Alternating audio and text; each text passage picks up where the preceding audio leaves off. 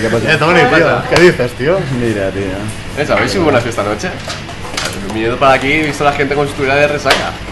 No tengo ni idea, tío. Ayer me quedé en casa, tío. Mi madre estaba enferma. ¿Qué le ha pasado? No tengo ni idea, tío. Una gripe o no sé qué mierda. Pues vaya tela. Ya me vas con un puto sobre tú por ahí, tío. Se lo dejó mi hermana ayer en el coche, tío. Del curro o algo. ¿Pero de qué curra? ¿Qué coño te pasa? ¿Pero qué coño le pasa a la peña, tío? Oye, a ver qué le pasa.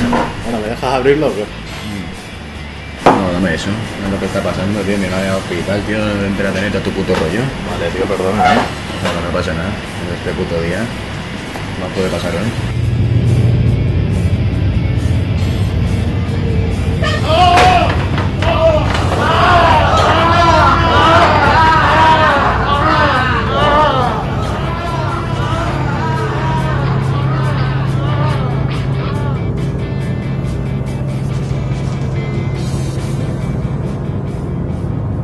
Noticias de última hora. Las autoridades del gobierno provisional de Buzón piden encarecidamente que eliminen cualquier muestra de lustro cosmético de laboratorio hasta nuevo aviso.